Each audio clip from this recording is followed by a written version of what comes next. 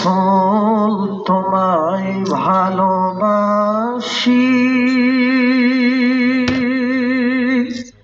অন্তরে শুধু মুখে নয়, জান্নাতের আশায় নয় গো নবী, জাহান্নাম কেউ ডরে না। লা ইলাহা ইল্লাল্লাহ, জোরে মুহাম্মদ, লা ইলাহা ইল্লাল্লাহ, লা ইলাহা ইল্লাল্লাহ। চাঁদ সূরজার গ্রহ তারা আমার আল্লাহ নামের পাগল পাড়ায়, আমার আল্লাহ নামের এত দয়া, আমার আল্লাহ নামের এত মায়া, লুকিয়ে রাখছেন যে আল্লাহ, জোরে লা ইলাহা ইল্লাল্লাহ, জোরে লা ইলাহা ইল্লাল্লাহ, লা ইলাহা ইল্লাল্লাহ মুহাম্মাদুর রাসূলুল্লাহ, জোরে বলুন সাল্লাল্লাহু আলাইহি ওয়াসাল্লাম। আলহামদুলিল্লাহ, সর্বপ্রথম আমরা প্রশংসা করছি সেই মহান রব্বুল আলামিনের দরবারে, যেই আল্লাহ তাআলা রব্বুল আলামিন খাস করে মেহেরবানি করে শত শত মানুষের মধ্য থেকে যাচাই বাছাই করে পছন্দ করে যে আল্লাহ সুবহানাহু ওয়া তাআলা আমাদেরকে কোরআনের বাগানের ভিতরে আসার মতো, বসার মতো, কিছু কথা বলার মতো সুযোগ যে আল্লাহ সুবহানাহু ওয়া তাআলা করে দিয়েছেন, আল্লাহ সুবহানাহু ওয়া তাআলা দরবারে উচ্চ স্বরে জবান খুলে অন্তরের অন্তঃস্থল থেকে শুকরিয়া আদায় করে নিব, বলি আলহামদুলিল্লাহ। আলহামদুলিল্লাহ, লক্ষ কোটি দরুদ ও সালাম আকায়ে নামতার তাজদারে মদিনা, শ্রেষ্ঠ নবী, বিশ্ব নবী, আখিরি নবী, শ্রেষ্ঠ বাবা, শ্রেষ্ঠ নানা, শ্রেষ্ঠ নেতা হযরত মুহাম্মদ মুস্তাফা বলুন সাল্লাল্লাহু আলাইহি ওয়াসাল্লাম। বলুন তো আমাদের নেতা কে? মুহাম্মদ সাল্লাল্লাহু আলাইহি ওয়াসাল্লাম, সাল্লাল্লাহু আলাইহি ওয়াসাল্লাম। সেই নেতাকে অনুসরণ করতে হবে, ঠিক কিনা বলুন? যার চরিত্রের সার্টিফিকেট স্বয়ং আল্লাহ সুবহানাহু ওয়া তাআলা কোরআনে দিয়েছেন, বলুন ঠিক কিনা? আল্লাহ বলেছেন ওয়া ইন্নাকা লাআলা খুলুকিন আযীম। পৃথিবীর মুখে দেখেন আমরা চরিত্রের সার্টিফিকেট নেই কার থেকে? চেয়ারম্যান মেম্বারের কাছে, তাই না? আর স্বয়ং আল্লাহ তাআলা যার চরিত্রের সার্টিফিকেট দিয়েছেন, যেটাকে আমাদের মডেল বানাইছেন, ওই নবীকে অনুসরণ করার দরকার আছে না নাই? আমাদের নেতাকে বলুন সাল্লাল্লাহু আলাইহি ওয়াসাল্লাম, বিশ্ব নবীকে বলুন হযরত মুহাম্মদ সাল্লাল্লাহু আলাইহি ওয়াসাল্লাম। আমরা অবশ্যই নবীকে অনুসরণ করব ইনশাআল্লাহ। কারণ আল্লাহ বলছেন, যদি আমার বন্ধু মুহাম্মদ সাল্লাল্লাহু আলাইহি ওয়াসাল্লামের ভালোবাসা, যদি আমি আল্লাহর ভালোবাসা যদি পেতে চাও, তাহলে তোমরা কি করো? নবীকে অনুসরণ করো, অনুকরণ করো। ভালোবাসা, ঠিক কিনা বলুন? ঠিক। শুধু ভালোবাসলে হবে না, অনুকরণ করতে হবে। অনুসরণ, আপনার সামনে একজন লোক কিভাবে যাচ্ছে, কিভাবে হাঁটতেছে, কি করতেছে, এগুলো দেখে দেখে করার নাম কি বলুন? অনুসরণ করা। কারণ শুধু যদি ভালোবেসেই যদি জান্নাত পাওয়া যাইতো, তাহলে রাসূল করিম সাল্লাল্লাহু আলাইহি সাল্লামকে নিজের সন্তানের চাইতেও বেশি ভালোবেসেছেন চাচা আবু তালেব, ঠিক কিনা বলুন? তারপরেও কালেমা নসিব না হওয়ার কারণে, রাসূলকে অনুসরণ অনুকরণ না করার কারণে তার স্থান কি হয়েছে বলুন? জাহান্নাম। তাকে পড়ানো হবে জাহান্নামের জুতা, যার কারণে তার মাথার মগজগুলো হাতের মার যেরকম ফুটতে থাকে, এরকম গলে গলে পড়বে, বলুন নাউজুবিল্লাহ। তাহলে রাসূলকে অনুসরণ করতে হবে। সম্মানিত উপস্থিতি, আমরা কোরআনের বাগানে আসতে পেরে খুশি না বেজা? খুশি, বলি আলহামদুলিল্লাহ। আলহামদুলিল্লাহ। আল্লাহ চাইছেন তৎসহ যদি হয়, এরপরও একটু আওয়াজ করবেন, মানুষ অন্য জায়গা থেকে বুঝতে পারবে কিছু এখানে আছে, কোরআনের কথা হবে। এখানে কিসের কথা বলুন? কোরআনের কথা। কোরআনের কথা হবে। কারণ আল্লাহ রাসূল করিম সাল্লাল্লাহু আলাইহি সাল্লামকে আল্লাহ বলেছেন নবী গো আপনি যখন কথা বলবেন এই কথাগুলো যেন কোরআন থেকে হয়। কি থেকে হয় বলুন? কোরআন ছাড়া কোরআন পারে একমাত্র মানুষকে কি করতে বলুন? সৎ পথে পরিচালিত করতে, হিদায়াত দিতে বলুন। ঠিক কিনা? ঠিক। এই জন্য আমাদেরকে আল্লাহ কবুল করেছেন, বলে আলহামদুলিল্লাহ। আলহামদুলিল্লাহ। সম্মানিত উপস্থিতি, দিনের কানটা লাগায় শুনবেন। আপনাদের খেদমতে আমি সূরাতুল আনফালের একটা আয়াত তেলাওয়াত করেছি। সংক্ষিপ্ত আকারে উপর কিছু কথা বলবো ইনশাআল্লাহ। আল্লাহ যেন বলার তৌফিক দেন, বলুন আল্লাহুম্মা আমিন। আল্লাহ রাব্বুল আলামিন বলছেন যারা মুমিন হবে, ইন্নামাল মুমিনুনা আল্লাযীনা ইযা যুকিরাল্লাহ, বলুন আল্লাহু আকবার।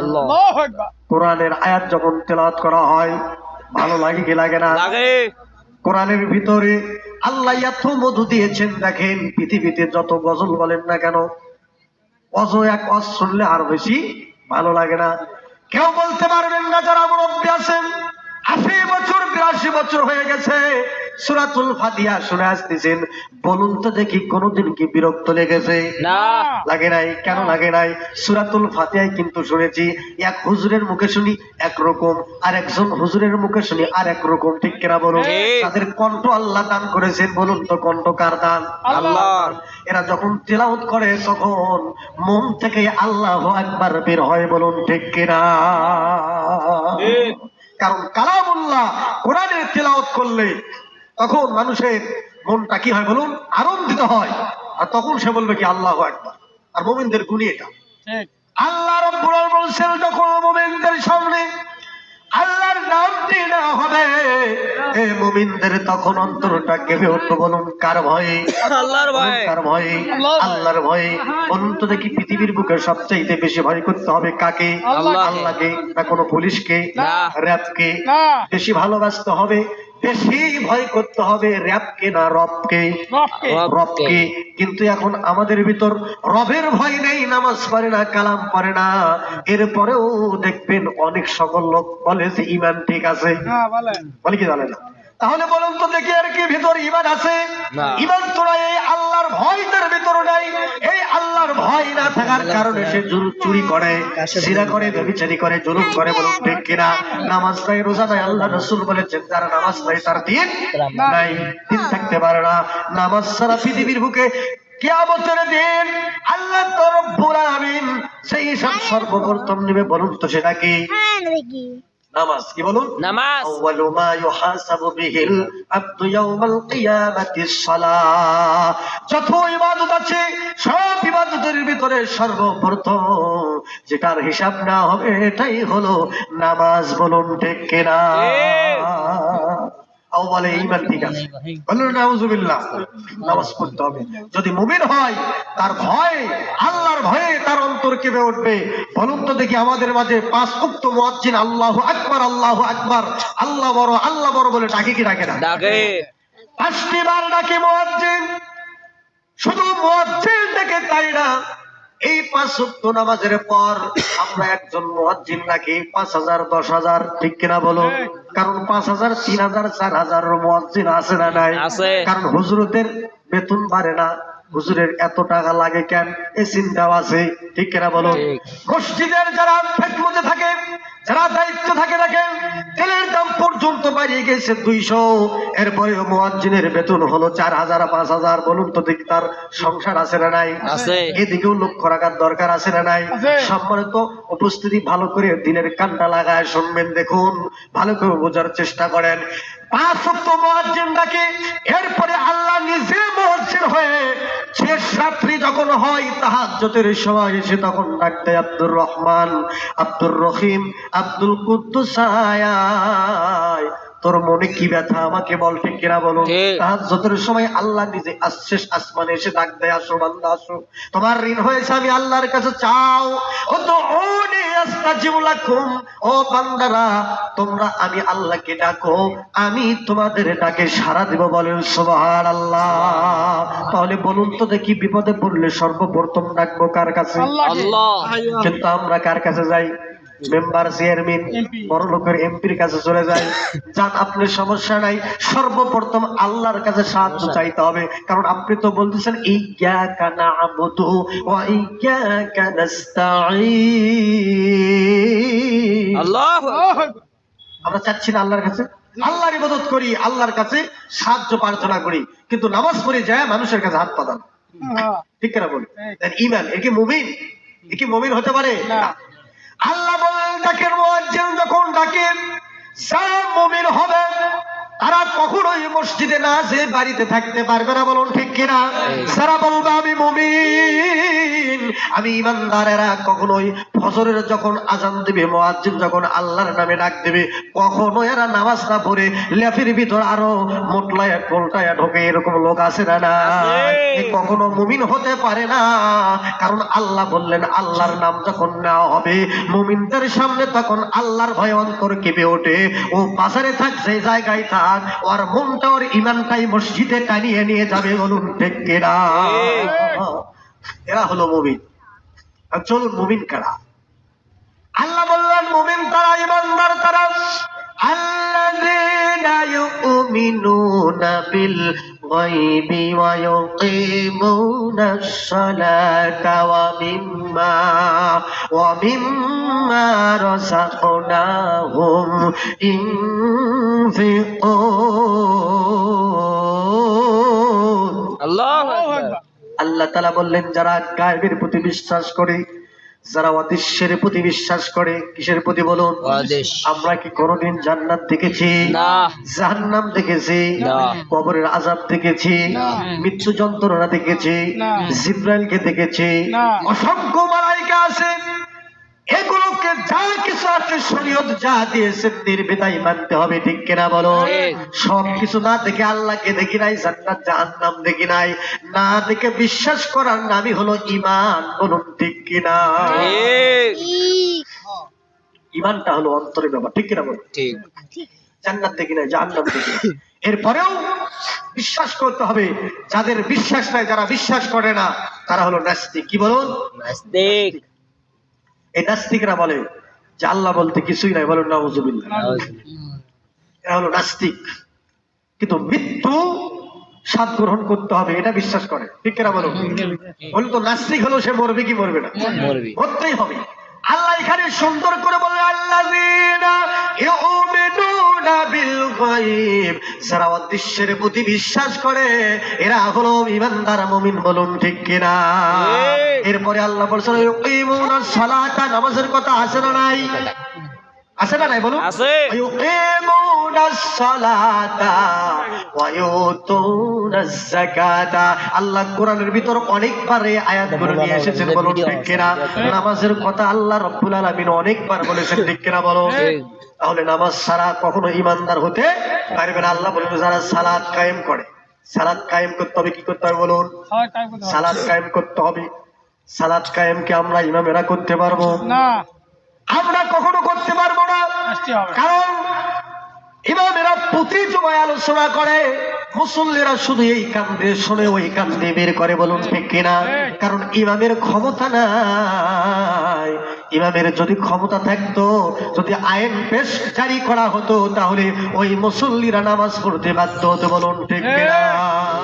রাষ্ট্রীয় হবে এরকম কথা বললে যদি বলেন রাজনীতি, না, তাহলে বুঝতে হবে আপনার ইমানের কমতি আছে, ঠিক কিনা? ঠিক। হজ করুন 41 নম্বর আয়াত আপনি পড়া শুরু করে দিন, তাফসীর করা লাগবে না, তাফসীর লাগবে না, সার অংশ যে আছে পড়ে দেখেন। আল্লাহ বলছেন যে দেশে হোক, যখন একজন রাষ্ট্রপ্রধান হয় তার উপরে 4টি দায়িত্ব আসে। কয়টি বলুন? চারটি। সালাত কায়েম করা, প্রতিষ্ঠিত করা, তার উপর দায়িত্ব এসে যায়, ফরজ এসে যায়। সুবহানাল্লাহ। এ কথা হুজুররা বললেই কোনো অপরাধ হবে বলুন? কে বলছেন? আল্লাহ। আল্লাহ বলছেন। হুজুরকে ধরে লাভ নেই, না। আল্লাহ বলছে, আল্লাহকে ধরো, কত ক্ষমতা তোমার, হ্যাঁ, ঠিক কিনা বলুন? ঠিক। আল্লাহ বললেন নামাজ কি করতে হবে বলুন? কায়েম করতে হবে। কারণ দেশের সরকার যদি বলে দেশের জনগণ শুনতে মন, আগামীকাল থেকে ফজরের নামাজ পড়বে না যারা, পুলিশের হাতে গ্রেপ্তার হবে তারা, ঠিক কিনা বলুন? রাতারাতি কাম হয়ে যাবে সারা। জীবনে নামাজ পড়েনি যারা, তাহাজ্জুদের ওক্তের সময় মুয়াজ্জিনকে দেখে তুলবে তারা, বলুন ঠিক কিনা? কারণ যখন বাধ্য করা হয় সরকার যে কোনো আইন যখন চালু করে, আমরা দেখেছি যখন করোনার সময় মাস্ক পরতে হয়েছে, আমার নিজের পলিপাস, তারপরেও মাস্ক পরতে বাধ্য হয়েছি। কারণ একটা লাঠি নিচে বাড়ি মারতেছে, 3-4 জন বসে আছি আলু স্টোরের ওখানে, পুলিশ এসে দাবার মারছে। ভয়, কিসের ভয় বলুন? মনে করে মানুষের ভয়ে নামাজ পড়তেছে না, ও নামাজ পড়তে পড়তে আল্লাহর ভয় অটোমেটিক তার ভিতরে এসে যাবে, বলুন ঠিক কিনা? কারণ নামাজ এমন একটি অ্যান্টিবায়োটিকের মতো, ভালো করে সুন্দর করে বুঝবেন। যখন আমাদের জ্বর হয়, জ্বর যদি না পড়ে আমরা কি ব্যবহার করি? অ্যান্টিবায়োটিক, ঠিক কিনা বলুন? অ্যান্টিবায়োটিক যখন আমরা খাই, বলুন তো দেখি আমাদের গাটা ঘেমে জ্বর পরে যায় কি যায় না? তাই না? এই জন্য ভালো করে একটু দিলের কানটা লাগায় শুনবেন। আমার আল্লাহ তাআলা রব্বুল আলামিন অ্যান্টিবায়োটিক হিসাবে নামাজটা দিয়েছেন। কারণ আপনি সদকা করবেন, আপনার আমলনামায় সব যাবে, বলুন ঠিক কিনা? যাকাত দিবেন, সব যাবে। সৎ কাজের আদেশ করবেন, সব যাবে। একজনকে ভালো উপদেশ দিবেন, আল্লাহর দিকে ডাকবেন, আপনার আমলনামায় সব যাবে। বলুন তো দেখি গুনাহ মাফ হবে কি? গুনাহ মাফ হবে না। একমাত্র নামাজ পড়বে, অশ্লীল মেহমানের কাছ থেকে বিরত রাখতে, বলুন ঠিক কিনা? কাল সদকা করেন না কেন, আপনার আমলনামায় জারি হয়ে যাবে, কিন্তু আপনাকে অশ্লীল কাজ থেকে বিরত রাখতে পারবে না, বলুন ঠিক কিনা? আল্লাহ চ্যালেঞ্জ করেছেন, নামাজ তোমাদেরকে অশ্লীল মেহমানের কাছ থেকে বিরত রাখবে যদি নামাজের মতো নামাজ পড়তে পারো, বলুন ঠিক কিনা? কারণ মুসলমান আল্লাহর গোলাম, আল্লাহর রাসূল সাহাবীদেরকে নিয়ে যখন এই শীতের মৌসুমে যাচ্ছিলেন, একটি গাছের নিকট দিয়ে, কোথা দেখতে বলুন? গাছের নিকট দিয়ে যাচ্ছিলেন। মৌসুম, শীতের মৌসুমে আপনারা দেখতে পারবেন এই যে গাছ থাকে, এই গাছের পাতাগুলো আবার নতুন ভাবে গজায়, বলুন ঠিক কিনা? এরকম একটা ডাল ধরে আল্লাহ রাসূল সাল্লাল্লাহু আলাইহি সাল্লাম নাড়া দিলেন, সঙ্গে সঙ্গে সমস্ত পাতাগুলো পড়ে গেল। আল্লাহ রাসূল সাল্লাল্লাহু আলাইহি সাল্লাম বলেন, সাহাবীরা শোনো, তোমরা কেন আমাকে প্রশ্ন করতেছো না যে এই ডালটি ধরে আমি কেন নাড়া দিলাম? আল্লাহ রাসূল সাল্লাল্লাহু আলাইহি সাল্লামের প্রশ্নের জবাবে সাহাবীরা বলে, আল্লাহ এবং রাসূল ভালো জানে রাসূলুল্লাহ, এরপরে আপনি জানেন তিনি কেন ডালটা ধরে নাড়া দিলেন। আল্লাহ রাসূল সাল্লাল্লাহু আলাইহি সাল্লাম বলেন, সাহাবীরা শুনে নাও, ও সাহাবীরা, আমি নবী জানায় দিলাম, এই যে ডালটা ধরার পর বলো তো দেখি, তোমাদেরকে প্রশ্ন করতেছে, এই ডালের ভিতর যত শুকনো পাতা ছিল ডালে আটকে আছে না পড়ে গিয়েছে? বলুন তো, পড়বে না আটকে থাকবে? কি বলবো, বলুন, কথা বলুন। পড়ে যাবে। পড়ে গিয়েছে। সাহাবীরা বলে, ইয়া রাসূলুল্লাহ, হাবিব আল্লাহ, হুজুর, সমস্ত পাতাগুলো পড়ে গিয়েছে। রাসূল বললেন, ও সাহাবীরা শুনে নাও, কোন ব্যক্তি যদি 5 ওয়াক্ত নামাজ পড়ে, গাছের ডাল ধরে নাড়া দিলে যেই রকম পাতাগুলো সমস্ত পড়ে যায়, একটিও অবশিষ্ট থাকে না, ওই রকম 5 ওয়াক্ত নামাজি যারা, এরা 5 ওয়াক্ত নামাজ পড়লে এদের জীবনের গুনাহগুলো পাতার ন্যায় ঝরে পড়ে। জোরে বলুন সুবহানাল্লাহ। আমার বাজার, এই জন্য নামাজ পড়ার দরকার আছে না নাই? 5 ওয়াক্ত নামাজ পড়ার দরকার আছে না নাই? নামাজ ছাড়া কোনো উপায় নাই। কারণ নামাজ ছাড়া যদি আপনি দুনিয়া থেকে বিদায় নিয়ে যান, সর্বপ্রথম আল্লাহ নামাজের হিসাব নেবে, তখন আপনি সর্বপ্রথম আটকে যাবেন। আর সর্বপ্রথম যদি আটকে যান, সামনে পথ চলার মতো ক্ষমতা কারো থাকবে না, বলুন ঠিক কিনা? কারণ রাসূল বলেছেন যে কাফের মুসলমানদের ভিতর পার্থক্য হচ্ছে কি বলুন? সালাত, মানে কি নামাজ। তাহলে নামাজ নাই যার, তার কি ঈমান থাকতে পারে বলুন? ঈমান থাকবে না। কারণ নামাজ রোজা যারা করে না, যারা দিন থেকে বিমুখ হয়ে যায়, আল্লাহর জিকির, আল্লাহর স্মরণ থেকে বিমুখ হয়ে যায়, বলুন তো নামাজ মানে কি? আল্লাহকে স্মরণ করা। কি করা বলুন? জিকির। এটা হলো কি? জিকির মানে কি? আল্লাহকে স্মরণ করা। যারা বিমুখ হয়ে যাবে, আল্লাহ বলছেন তাদের উপর একটা শয়তান নিযুক্ত হয়, বলেন নাউজুবিল্লাহ। কি হয়? শয়তান নিযুক্ত হয়, আর ওদের আচরণ হয় শয়তানের মতো। চাচা ঠিক কিনা বলো? শয়তানের মতো আচরণ হয়। সে কখনো ভাবেই না, সে কুফরি করতেছে, সে ভাবেই না যে নামাজ না পড়লে কি হবে। কুফরি এমন একটি পাপ, যে ইমানদার সে ভয় করে যে একটা পাহাড়ের নিচ দিয়ে যাচ্ছিলাম, আব্দুল্লাহ ইবনে মাসউদ রাদিয়াল্লাহু তাআলা আনহু বর্ণনা করেছেন যে একটা পাহাড়ের পাদদেশে বসে আছি, মনে হয় কখন যেন পাহাড়টা ভেঙে পড়ে, এই চিন্তায় থাকে। আর যারা কুফরি করে এদের সামনে যখন একটা মাছি যায়, মাছি, তখন এরা হাত দিয়ে ইশারা করে একটা মাছি উড়ে গেল, কি হলো, এটা হলো কুফরির সমতুল্য। কথা বুঝতে পারছেন? সে মনেই করে না যে নামাজ পড়তেছেন এটা পাপ। এই জন্য এই অবস্থায় যদি সে মারা যায়, বলুন তো তার স্থান কি হবে? জাহান্নাম। কারণ নেক আমল ছাড়া কেউ জান্নাত পাবে না। আল্লাহ বললেন, নবী গো, তামাম দুনিয়ার মানুষদেরকে যারা ইমানদার তাদেরকে জানা দেন, আপনি সুসংবাদ দিয়েছেন। আল্লাহ তাআলা রব্বুল আলামিন বললেন, ইন্নাল্লাযীনা আমানু ওয়া আমিলুস সালিহাতি কানাত লাহুম জান্নাতুল ফিরদাউসি নুজুলা। আল্লাহু আকবার। আল্লাহ তাআলা রব্বুল আলামিন বলেন, ইন্নাল্লাযীনা আমানু, নিশ্চয়ই যারা ঈমান এনেছে। কি এনেছে বলুন? ঈমান। সর্বপ্রথম কি? ঈমান। কি বলুন? ঈমান। ঈমান, আল্লাহর প্রতি ঈমান। এই যে ঈমান আনা বড় সহজ, কিন্তু ঈমানের উপর অটল থাকা বড় কঠিন। বলুন ঠিক কিনা? ঠিক। বলতেছেন হ্যাঁ, না দেখে আমি বিশ্বাস করি, কবরের আযাব দেখি না তারপরও বিশ্বাস করি, কিন্তু কবরের আযাব থেকে বাঁচার জন্য যে নেক আমলের প্রয়োজন, এই নেক আমল আপনি আমি করতেছি না। বলুন তো দেখি, তাহলে পরিপূর্ণ কি সেই ইমানদার হতে পেরেছে? না। আল্লাহ সর্বপ্রথম বললেন ঈমান যারা এনেছে, এরপরে আমিলুস সালিহাত, যারা নেক আমল করেছে, নেক আমল যারা করবে, কানাত লাহুম জান্নাতুল ফিরদাউসি নুজুলা। আল্লাহ বলে, নবী গো জানায় দেন, যারা নেক আমল করবে তাদের জন্য সুসংবাদ দিয়েছে জান্নাতুল ফিরদাউস। জোরে বলুন সুবহানাল্লাহ। তাহলে বলুন তো, নামাজ পড়ার দরকার আছে না নাই? আছে। নামাজ ছাড়া কোনো উপায় নাই। নাই। কারণ আল্লাহ তাআলা রাব্বুল আলামিন বলেছেন, কদ আফলাহাল মুমিনুন। আল্লাহু আকবার। আল্লাহ বলছেন মুমিনগণ সফল হয়েছে। আল্লাযিনা হুম ফি সালাতিহিম খাশিউন, যারা নামাজ পড়ে নম্রতা ভদ্রতা নিয়ে। বলুন তো, কোন মেম্বার চেয়ারম্যানের কাছে যখন আমরা যাই, আমরা ভদ্রতা বজায় রক্ষা করি, ঠিক কিনা বলুন? ঠিক। আগে তার সাথে সুন্দর কথা বলি, তারপরেই যে উদ্দেশ্যে গিয়েছি সেটাই বলার চেষ্টা করি। না যাই বলি যে এটা লাগবে ওটা লাগবে, এগুলো বলি না। না।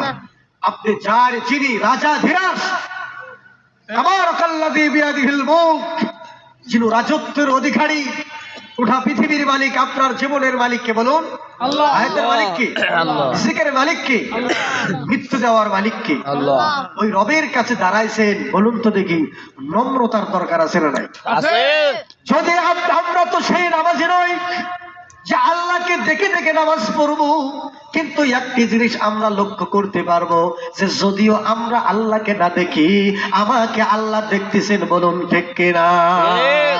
এইভাবে নম্রতা ভাবে সে নামাজ পড়ে, বিনয় নিয়ে খুশু ও খুজুর সহিত নামাজ পড়বে, যারা মুমিন হবে তারা জান্নাতে যাইবে তারা। বলুন ঠিক কিনা? আবার আল্লাহ এই জন্য বলুন, যারা মুমিন হবে এদের সামনে যখন আল্লাহর নামগুলো নেওয়া হবে বাজারে আমার, তখন আল্লাহর ভয়ে তাদের অন্তরগুলো কেঁপে উঠবে। বলুন ঠিক কিনা? কেমন করে কেঁপে উঠবে দেখুন, সুন্দর করে বোঝার চেষ্টা করুন। আব্দুল্লাহ বিন মুবারক রাহমাতুল্লাহ আলাইহি, উনি একজন ওলি ছিলেন, জবরদস্ত ওলি। শুধু ওলি নয়, একজন বিখ্যাত আলেম ছিলেন এবং ধন সম্পদের বেশি মালিক ছিলেন। বলুন না সুবহানাল্লাহ। সুবহানাল্লাহ। সবকিছু একজন পায় না। এলেমের যেরকম এলেমের অধিকারী, তেমনই সম্পদ, তেমনই জ্ঞানী, তেমনই আল্লাহর ওলি ছিলেন। এরপরেও একজন আমারকে আল্লাহ তাআলা রব্বুল আলামিন তার চাইতেও তাকে জান্নাত, সম্মানিত জান্নাত দিয়েছেন। কামারকে বলুন না সুবহানাল্লাহ। আল্লাহর ভয় থাকার কারণে আব্দুল্লাহ বিন মুবারক রাহমাতুল্লাহ আলাইহির জীবনী পাওয়া যায়। আব্দুল্লাহ বিন মুবারক রাহমাতুল্লাহ আলাইহি কেমন ছিলেন দেখুন, জবরদস্ত। প্রতি বছর উনি হজে যাচ্ছেন। কোথায় যাচ্ছিলেন বলুন? হজে। প্রতি বছর হজে যান এবং সে গরিব দুঃখী থাকে, যারা হজে যাওয়ার ইচ্ছা তাদেরকে উনি নিজের টাকা দেন। এরকম লোক বাংলাদেশেও আছে, এরকম লোক আছে না নাই বলুন? আছে। অনেক লোক আছে। যে লোকদের আশা থাকে মক্কা মদিনায় যাবে, টাকার অভাবে যাইতে পারে না, ও অনেক ভালো মানুষ আছে, এরা স্লোগানের আশায় থাকে না, নারায়ে তাকবীর নিয়ে 500 টাকা দিতে চাইয়া পরে 15 দিন ঘোরানোর পরও তারপরেও দেয় না। এইরকম লোক আমাদের সমাজে আছে না? না, আছে। আমি প্রমাণ। কথা বুঝতে পারছেন? কিন্তু অনেক লোক আছে এরা মারহাবা চায় না, এরা চায় এক হাত দিয়ে দান করবে আর হাত টানতে পারবে না। আল্লাহকে রাজি খুশি করার জন্য সে আমল করে। এই জন্য রাজি খুশি করার জন্য যদি কেউ যাররা পরিমাণ একটা খেজুর যদি দান করে, এগুলোকে আল্লাহ তাআলা রব্বুল আলামিন অসংখ্য করে বাড়ায়া উহুদ পাহাড় পরিমাণ বাড়া দেয়, বলেন সুবহানাল্লাহ। আর উহুদ পাহাড় পরিমাণ যদি কেউ যদি দান সৎকা করে আর যদি মানুষকে খুশি করার জন্য করে, আল্লাহকে রাজি খুশি করার জন্য না করে, আল্লাহ একটা সরিষার দানার মতো সব তাদেরকে দিবেন না। আপনাদের বাজারের প্লেসের কামটা লাগায় শুনবেন।